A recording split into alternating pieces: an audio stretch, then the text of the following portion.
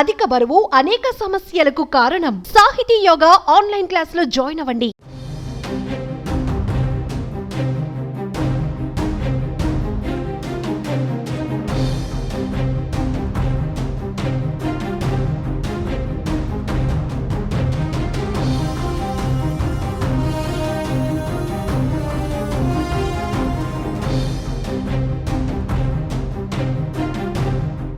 ఎప్పుడు బిజీగా ఉండే ఏపీ సీఎం చంద్రబాబు విదేశీ పర్యటనకు వెళ్లారు.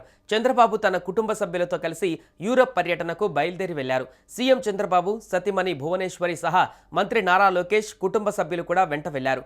ఈ నెల 20వ తేదీన సీఎం చంద్రబాబు 75వ జన్మదినోత్సవం సందర్భంగా యూరప్లో కుటుంబ సభ్యులతో కలిసి వేడుకలు జరుపుకోనున్నారు.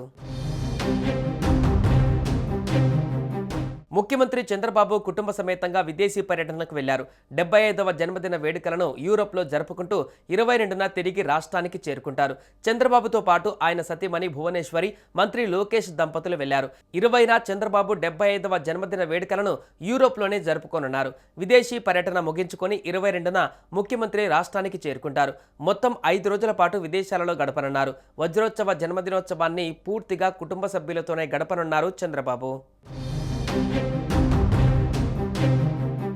చంద్రబాబు నాయుడు రాజకీయ జీవితంలో పుట్టినరోజులు కూడా ఎప్పుడూ కుటుంబంతో గడపలేదు. కానీ ఇప్పుడు మాత్రం 75వ పుట్టినరోజును మనవడితో సహా కుటుంబ సభ్యులు అందరి సమక్షంలో చేసుకోవాలని నిర్ణయించారు. 2019లో ఓడిపోయిన తర్వాత చంద్రబాబు కుటుంబానికి సమయం కేటాయించడం ప్రారంభించారు. అంతకుముందు ఆయన పరిపాలనలో ప్రజల్లోనే ఎక్కువగా ఉండేవారు. 2019 తర్వాత మెల్లగా కుటుంబానికి సమయం పెంచారు. వీకెండ్స్లో కుటుంబంతో గడుపుతున్నారు.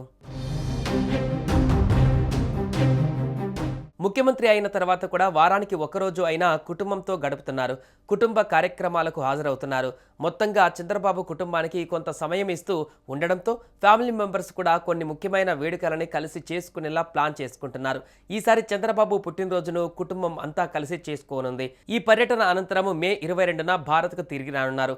23వ తేదీన ఢిల్లీలో పలువురు కేంద్ర మంత్రులను కలవనున్నారు. తాజా రాజ్యాంగ అభివృద్ధి అంశాలపైన కీలక చర్చలు జరిపే అవకాశం ఉన్నట్లు తెలుస్తోంది.